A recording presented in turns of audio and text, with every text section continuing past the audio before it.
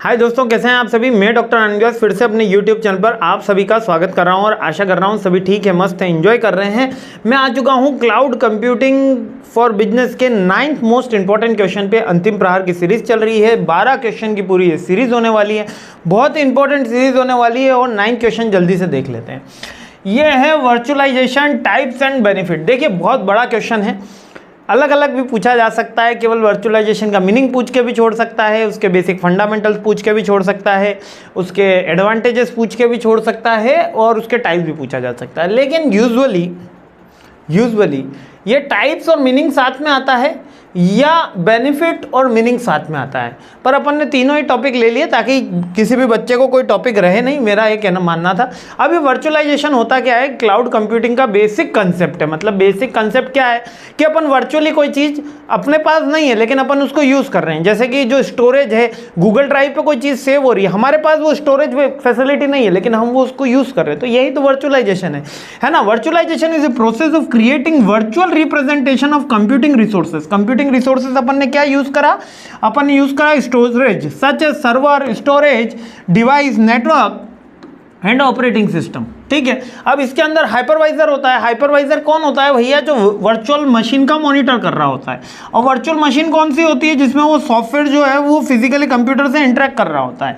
और वर्चुअलाइजेशन की एक लेयर होती है जो इन दोनों के बीच में इंटरेक्शन का काम करती है, between the physical hardware and virtual machine, यानी कि आपका फिजिकल हार्डवेयर और वर्चुअल मशीन। अब कुछ इस तरीके से समझते हैं इसको। हमारे पास कोई सॉफ्टवेयर नहीं है, ठीक है, हमारा पीसी ये रहा, ये आनंद का पीसी रहा और सॉफ्टवेयर कहीं क्लाउड पे रखा हुआ है। ठीक है, सॉफ्टवेयर कहीं क्लाउड पे रखा हुआ है। अब वो माइक्रोसॉफ्ट मान सकते हैं, कोई भी सॉफ्टवेयर मान सकते हैं, जेड सॉफ्टवेयर रखा हुआ है। अब मैं इसको यूज़ कर रहा हूँ, ठीक है, वर्चुअलाइजेशन के हेल्प से, यानी क्लाउड सर्विसिंग के हेल्प से।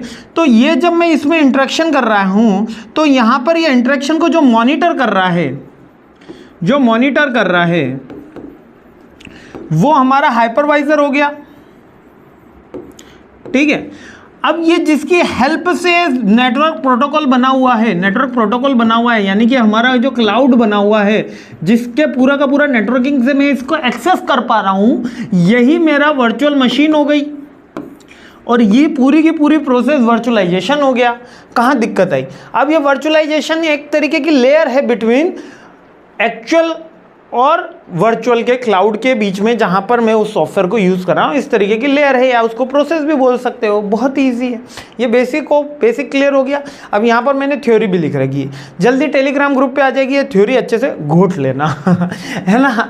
अब टाइप्स ऑफ वर्चुअलाइजेशन, अब टाइप्स कौन कौन से होंगे भैया। वर्चुअल जा रहे हैं तो हम क्या क्या लेंगे, हम उसका नेटवर्क ले सकते हैं, हम सर्वर ले सकते हैं, हम ऑपरेटिंग सिस्टम ले सकते हैं, हम नेटवर्क हो गया, स्टोरेज ले सकते हैं, हम डेस्कटॉप वर्चुअलाइजेशन। हम डेस्कटॉप क्या है, एक ही डेस्कटॉप के ऊपर मल्टीपल यूजर्स काम कर रहे हैं, यानी कि अपन ने वो सॉफ्टवेयर वाला सीखा था ना कि सॉफ्टवेयर के ऊपर सॉफ्टवेयर एज ए सर्विसेज, जिसमें मल्टीपल लोग एक ही सॉफ्टवेयर पे काम कर रहे हैं, हम उस सर्विसेज को ऑप्ट कर रहे हैं, पेड सब्सक्रिप्शन, तो वो डेस्कटॉप वर्चुअलाइजेशन के अंदर में आ गया। ऐसा मानोगे तो इजी रहेगा, बाकी अगर बुकिश चले जाओगे तो थोड़ा सा इसमें डिफिकल्ट हो जाता है। सर्वर वर्चुअलाइजेशन यानी मल्टीपल पार्ट्स के अंदर सर्वर डिवाइडेड है और वहां पर हमने उसको क्या करा है, physical server is divided into the multiple virtual machines. Such virtual machine run in own operating system. ये operating system and application to multiple virtual machine can coexist. एक ही सर्वर को डिवाइड कर दिया गया और कुछ कुछ हिस्सा सब में बांट दिया गया। नेटवर्क में दे दिया गया, network under physical network that infrastructure allowed to creation of virtual network अपन ने बना दिया, स्टोरेज बना दिया और डेस्कटॉप बना दिया।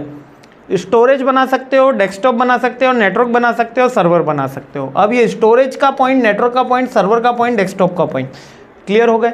अब इसके मेन बेनिफिट क्या है, वही बेनिफिट है, कॉस्ट इफेक्टिव है, फ्लेक्सिबल है, स्केलेबिलिटी होती है, रट लिए अपन ने तो ये सारे के सारे, है ना। इम्प्रूव्ड अवर रिसोर्सेज होगा, ठीक है, स्केल कर सकते हो, एनहांस कर सकते हो अपन अपनी सिक्योरिटी, ठीक है, फ्लेक्सिबल है, इसके अलावा कॉस्ट सेविंग है और डिजास्टर में हमारी रिकवरी हो जाएगी। और टेस्ट एंड डेवलपमेंट एफिशिएंसी को इंक्रीज कर सकते हो। वर्चुअलाइजेशन फैसिलिटी टू क्रिएट, नई चीज़ों को टेस्ट करने के लिए, मेरे पास वो रिसोर्सेज नहीं है लेकिन नई चीज़ों को चेक करने के लिए अपन उसको यूज़ कर सकते हैं। सिंपल है ना।